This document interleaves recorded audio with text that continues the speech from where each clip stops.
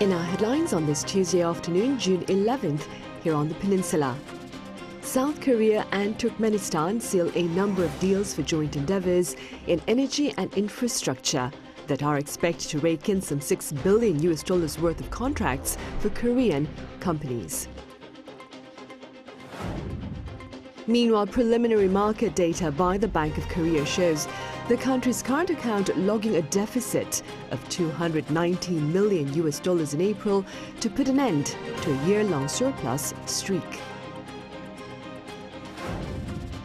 And members of the United Nations Security Council vote in favor of a U.S. peace proposal to end the brutal fighting in Gaza between Israel and the militant group Hamas. South Korea and Turkmenistan have agreed to boost business projects, to expand flight travels, and to discourage North Korea's nuclear weapons pursuits. Our senior correspondent Oh Soo-young files this report from the Central Asian country. South Korea and Turkmenistan have agreed to boost cooperation on major energy and infrastructure projects, which are expected to rake in some $6 billion worth of contracts for Korean firms. This came on Monday as President Yoon Suk-yeol and his Turkmen counterpart Serdar Bermuhamedov held a bilateral summit in Ashgabat and issued a joint statement as they oversaw the signing of some 8 memorandums of understanding. 오늘 저는 베르디 무하메도프 대통령님과 회담을 갖고 기존 협력을 더욱 내실화하고 협력의 지평을 미래지향적으로 확대함으로써 우리의 호혜적 동반자 관계를 더욱 심화 발전시키기로 하였습니다. Turkmenistan and South Korea see enormous potential for joint cooperation in creating a supercontinental shipping route from Asia to Europe between East and West and North and South. We confirmed our mutual interest in expanding cooperation in the energy sector. During their talks, the two leaders agreed to strengthen collaborations on large-scale construction projects, as Hyundai Engineering inked a deal with state-owned Turkmen Gas for the 4-stage desulfurization facility at the Galkanish gas field and resume operation of the Kianli polymer plant on the Caspian coast. The top-level meeting is also expected to boost Daewoo Engineering's chances of clinching orders for urea and ammonia fertilizer plants in Turkmenistan. These potential construction projects combined could generate some $6 billion worth of contracts, according to Yoon's Senior Secretary for Economic Affairs. To further boost business activities and exchanges, the two governments signed a bilateral framework to promote trade and investment in various sectors, including energy, green economy, and digital technology. TIPF is an institutional mechanism for not only trade and investment but also strategic cooperation across industry and energy in response to changes in the global trading order. Turkmenistan has not yet joined the WTO, so it was not easy for our companies to access the local market. But with the conclusion of this TIPF, a stable investment environment will be created. Yoon and Bermuhamedov also backed collaborations on developing smart cities and transport infrastructure in a separate deal, as well as agreeing to ramp up cooperation in areas like shipbuilding, ICT, healthcare, climate response, and development cooperation. Their governments recently agreed to increase flight operations between the two countries from the current twice a week to 5 times a week, which would promote bilateral exchanges. During the summit, both leaders recognized the need for the complete denuclearization of North Korea for global peace and prosperity, emphasizing the importance of fulfilling international obligations under UN Security Council resolutions. As they elevated their partnership to new heights, the Turkmen leader expressed his support for President Yoon's K-Silk Road initiative, South Korea's first ever regional strategy for comprehensive cooperation with Central Asia, from procuring natural resources to increasing human exchanges and development assistance. As part of his 3-nation tour in Central Asia this week, President Yoon will also travel to Kazakhstan on Tuesday and Uzbekistan on Thursday.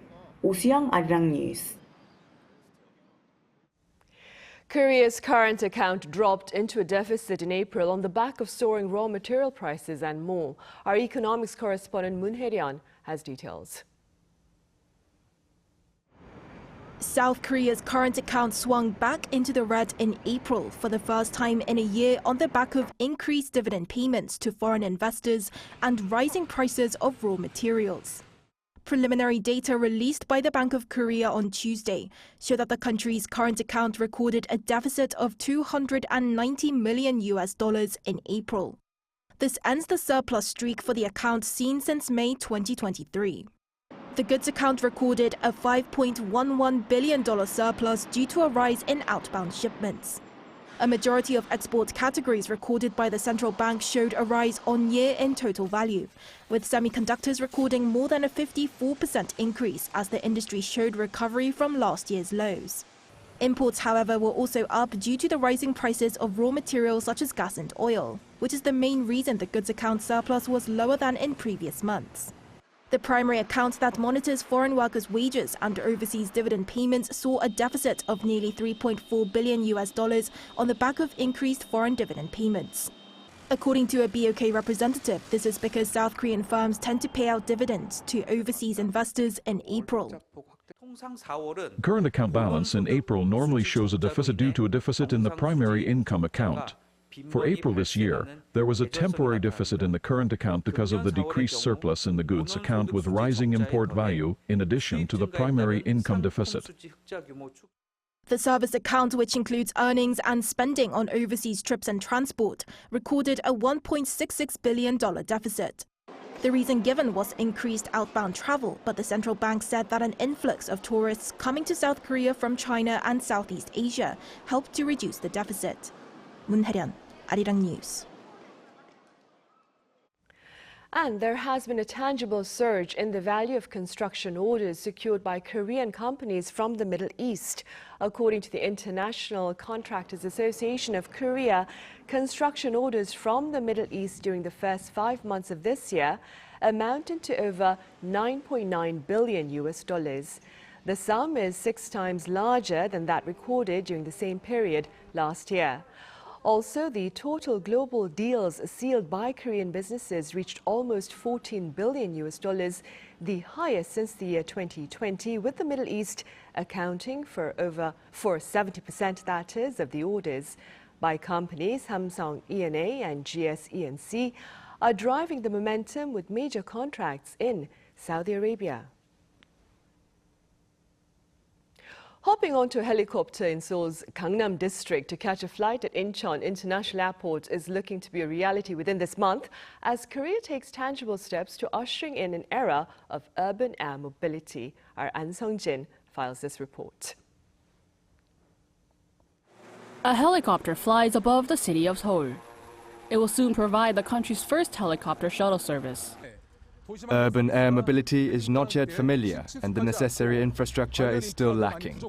We're looking to build the infrastructure and customer base needed for the market, and once UAM becomes prevalent, we would like to contribute to the Korean air mobility market.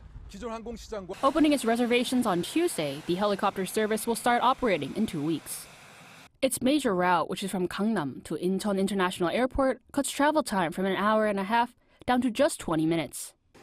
The chopper can hold up to 8 passengers, and not only does it shuttle customers to and from the airport, but it will also provide tours. The company aims to use helicopters as a stepping stone to further develop urban air mobility. This helicopter behind me could soon be an electric vehicle takeoff and landing aircraft, as the company is rushing towards pushing South Korea to the age of the affordable urban air mobility. eVTOLs use batteries or fuel cells rather than a helicopter's typical combustion rotor engine, which helps reduce noise. Data from the Korea Agency for Infrastructure Technology Advancement shows that South Korea is looking to commercialize UAM starting from 2025 and to further integrate it by 2030. By 2040, it aims to reach $10.9 billion in terms of market value. UAM will be a new, smart mobility solution to increase transport efficiency. However, apart from technological advancement, we also have to look at how it can be integrated into the city and our daily life as a new transportation system. In order to establish a well-integrated UAM system, the private sector should provide transport services, while the government aims to establish a traffic management system and provide the necessary infrastructure. An Sung-jin, Arirang News.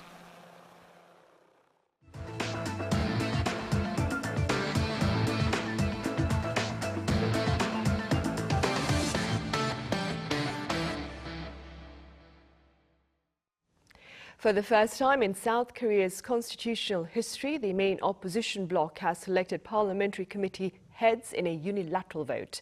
The main opposition Democratic Party and minor parties voted unilaterally to fill 11 standing committee chairman seats amid a ruling People Power Party boycott. All 11 committees will be chaired by DP lawmakers, including Chung Chung-lee, who will head the Legislation and Judiciary Committee. Now, ruling and opposition parties have been at odds over the chairmanship of the Chamber's 18 standing committees, with both parties vying for the reins of the Judiciary, Broadcasting and Steering Committees. Earlier this week, North Korean soldiers stepped into South Korean territory while working within the demilitarized zone. According to South Korea's Joint Chiefs of Staff on Tuesday, a group of North Korean troops briefly crossed some 50 meters over the military demarcation line at around noon on Sunday. The troops reportedly appeared to have gotten lost in the woods while working in the DMZ, but promptly returned across the border after a warning from the South Korean military. No unusual activity has been recorded since then. Meanwhile, South Korean defense officials and their U.S. counterparts held their third round of talks on extended deterrence strategies here in Seoul back on Monday, amid mounting tensions on the Korean peninsula. Our correspondent Peunji reports. Officials from South Korea and the U.S. met in Seoul on Monday to hold the third meeting of the Nuclear Consultative Group. This is a group that the two countries agreed to establish last year when their leaders met in Washington, aiming to bolster extended deterrence against North Korea's nuclear missile programs. In a press conference following the meeting, the two sides announced that they have finished reviewing joint guidelines on ways to deter threats and how to respond and communicate in case of a possible nuclear attack from North Korea. Today, the NCG completed its review of the guidelines document, perhaps our most significant progress in the first year of the NCG. The guidelines provide principles for how policy and military authorities will work together to maintain a credible and effective nuclear deterrence policy and posture against the evolving security environment. Although exact details were not revealed due to security reasons, the U.S. official added that both sides will use the guidelines to deepen cooperation, particularly on combined concepts, exercises, and activities. Seoul's defense ministry also said the two countries will continue to develop these guidelines. We agreed to continue improving and advancing the joint guidelines that will lay a solid foundation for strengthening cooperation on the unified extended deterrence between South Korea and the U.S. The two sides also discussed ways to increase the visibility of U.S. strategic assets deployments around the Korean peninsula, as well as ways to conduct conventional and nuclear integration exercises. The first Nuclear Consultative Group meeting was held last July, and the second in December. The two countries announced that the fourth meeting will be held at the end of this year in the U.S. Peunji, Arirang News. A Russian daily says a summit between the leaders of Moscow and Pyongyang is likely as Vladimir Putin embarks on an Asia tour to North Korea and Vietnam in the weeks ahead. Our Kim Bo-kyung covers the related report. Russian President Vladimir Putin will visit North Korea and Vietnam in the next few weeks. That's according to Russian daily newspaper Vedomosti on Monday. Citing a diplomatic source, the report said that Putin's visit to Vietnam will take place as early as June, most likely immediately after his visit to North Korea. It was quoted the Russian ambassador to North Korea who said that Putin's visit to Pyongyang will happen and is actively being prepared. There have been indicators that Putin will visit North Korea, as there have been many high-level exchanges between the two over the recent months. A Kremlin spokesperson, too, had already said preparations for Putin's possible trip to the north were proceeding at their own pace. This comes after North Korean leader Kim Jong-un visited Russia last September, touring the Vostochny Space Launch Center and holding talks with Putin. Ever since their summit, ties have been deepening between North Korea and Russia, with suspected arms transfers from Pyongyang to Moscow to be used in the war in Ukraine in exchange for Russia's assistance in advanced military technologies. If Putin does make a reciprocal visit to North Korea as early as June, it will mark his first in 24 years since July 2000, and it would be just around a month after Putin's two-day visit to China, which took place from the 15th to 16th of last month. One expert says Russia's assistance to North Korea for its economic development could be on the agenda. In terms of political and military-related issues, they could try to boost bilateral ties in the new Cold War scene, and the rest could be about Russia's economic assistance or cooperation with the regime, involving the dispatch of North Korean workers, energy and food, because Pyongyang needs Moscow's help for economic development. As for Vietnam, Putin agreed to visit Hanoi while talking over the phone with Vietnam Communist Party Secretary Nguyen Phu Trong this March.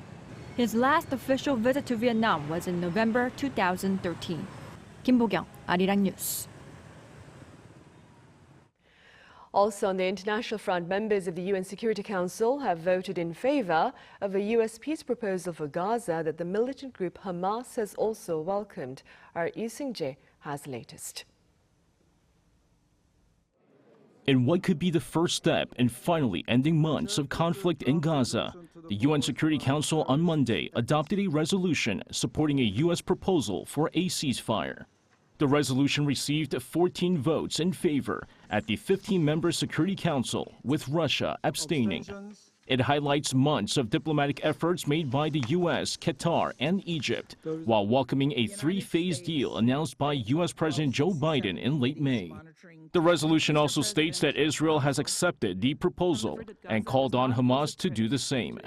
The deal was presented by Biden on May 31st, with the first phase calling for an immediate, full and complete ceasefire and the release of hostages and the remains of hostages who lost their lives. It also calls for a prisoner exchange involving Palestinian prisoners, the withdrawal of Israeli forces from parts of Gaza, the return of Palestinians to their homes, as well as the distribution of humanitarian assistance. All remaining hostages in Gaza and a full withdrawal of Israeli forces from Gaza would take place in the second phase. The final phase calls for a long-term reconstruction plan for Gaza. Hamas was quick to respond to the adoption of the resolution, welcoming the move by the UNSC. It said it's now ready to cooperate with mediators over implementing the plan. Meanwhile, NBC News reported Monday that U.S. officials have considered a unilateral deal with Hamas to release 5 American hostages held in Gaza if ceasefire talks involving Israel fail. It's not yet known what the U.S. might offer Hamas in exchange. The U.S. says the Palestinian militant group has been holding 5 American hostages since October 7th. Officials are also hoping to recover the bodies of 3 Americans who were killed that day.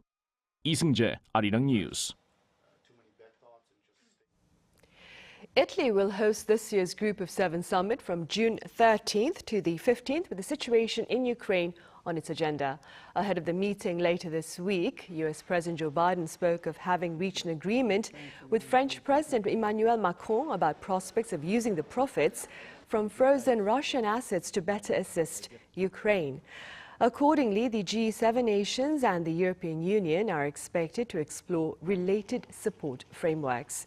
Some $281 billion worth of Russian assets are frozen worldwide, which amount to profits of between $2.7 and $3.7 billion a year. Apple has unveiled a new feature based on artificial intelligence that promises productively tailored experiences for users with privacy at the forefront. Our Lee Shi-hu has more. Apple has unveiled its artificial intelligence technology called Apple Intelligence, which the company says will put powerful generative models right at the core of Apple products. It draws on your personal context to give you intelligence that's most helpful and relevant for you. It protects your privacy at every step, and it is deeply integrated into our platforms and throughout the apps you rely on to communicate, work, and express yourself. The AI will be integrated into Apple's operating systems used in its products, namely the iPhone, iPad, and MacBook. Apple says the new functions will help users in their everyday tasks in writing and communication, as well as in image and emoji creation. It will also help Siri, Apple's digital assistant since 2011, carry out new actions, especially by using OpenAI's ChatGPT. The new functions were announced at the company's annual Worldwide Developer Conference on Monday at its headquarters in California. Despite the announcement, Apple shares were down nearly 2% on Monday before market closing, amid voices that Apple Intelligence is nothing new but simply an upgrade of existing technologies. 이시후, Arirang News.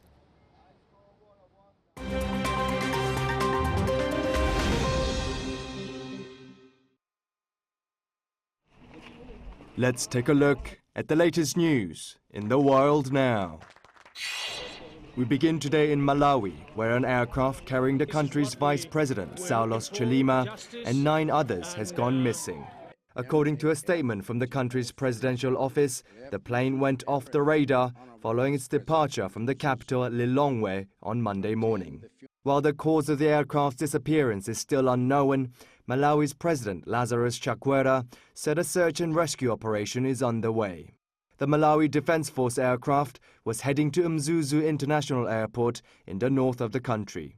51-year-old Chilima, who has been the vice president for 10 years, was reportedly on his way to represent the government at the burial of a former cabinet minister, Ralph Kasambara. In 2022, Chilima was arrested and charged over allegations he accepted bribes in exchange for government contracts. The charges were dropped last month without a clear explanation. The Colombian Navy has seized almost 5 tons of cocaine after intercepting 2 boats in a high seas operation. In a joint operation by the Navy and the Air Force, the Colombian Armed Forces chased after 2 boats sailing off the Pacific coast near the border with Ecuador. The first boat to be apprehended was carrying some 2.7 tons of cocaine. The crew had opened the ballast valves of their boat to let the water in, but the Colombian authorities managed to move the packaged narcotics before the boat sank. Hours later, a second boat carrying over 2.2 tons of cocaine was apprehended. Italian tennis player Yannick Sinner was ranked on Monday as ATP World #1 for the first time. He is the first Italian national to top the ranking system since its introduction 51 years ago. 22-year-old Sinner began this year ranked at #4, but won his first major title at the Australian Open and a Masters 1000 title in Miami to climb to the top. Spaniard Carlos Alcaraz, who beat Sinner at last week's French Open semi-finals and won the competition, holds second place, while Novak Djokovic is ranked third. Kim Seong, Arirang News.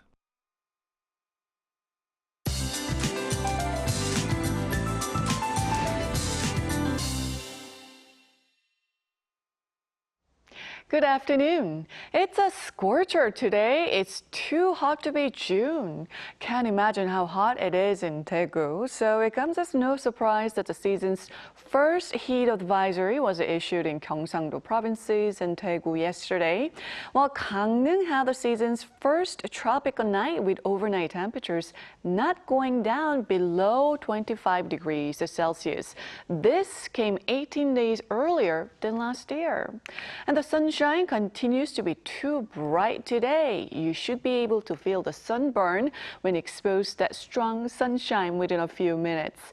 Please have a hat and sunglasses ready for your own protection from UV rays. Temperatures show no signs of easing this week, and Seoul could also see the season's first heat advisory on Friday.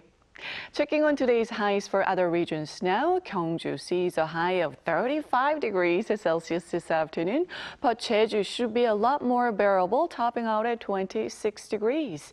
Meanwhile, inner regions of Gyeongsangdo could receive some passing rain, which will add humidity to the air. Please take good care. With that in mind, let's take a look at the international weather conditions.